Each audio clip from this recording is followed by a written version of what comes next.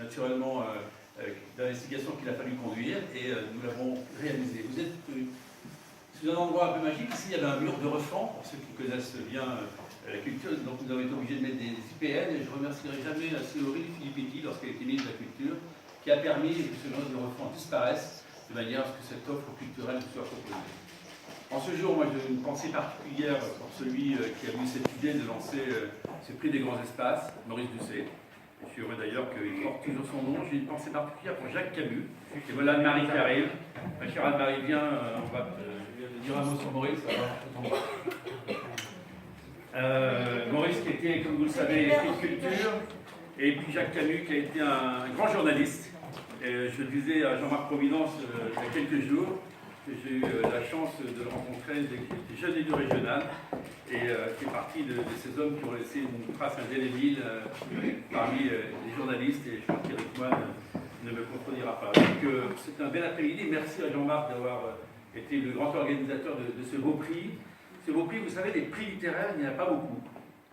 D'ailleurs, je me permets de dire que l'année prochaine, il y aura un moment absolument magique en Eure-et-Loire, ce sera le 100e édition du concours. Didier Combray sera un lieu absolument merveilleux. Donc vous n'êtes pas venu m'entendre, simplement vous avez compris dans mes propos la joie de nous accueillir dans ce site exceptionnel, puisque Jean-Marc a eu la gentillesse de vous donner cet ouvrage il y a 3 jours. J'ai commencé à le parcourir et franchement j'ai été emballé, parce que la lecture, elle a ce talent formidable de vous emmener, de vous transporter, et pour faire quelques confidences. J'étais encore dans l'hémicycle à 3h30 du matin, vendredi, lorsque je parcourais ces quelques pages qui m'ont permis quand même de trouver le sommeil, parce que voilà, c'est aussi la lecture qui nous vraiment autorise toute évasion, et cette évasion avec cet ouvrage, et le lauréat tout à l'heure qui va être bien sûr célébré par tous. Donc merci d'avoir choisi toi.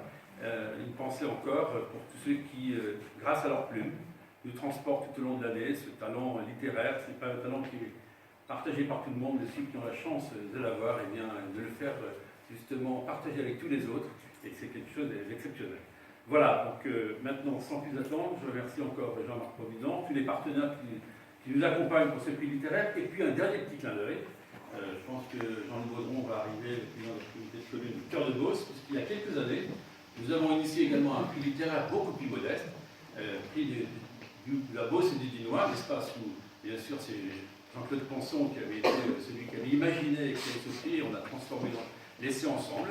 Et puis depuis les pavés de la rue de Jalon, qui avait je crois, le premier lauréat, je m'en souviens encore, et bien d'ailleurs certains qui sont ici ont été les lauréats de cet ouvrage.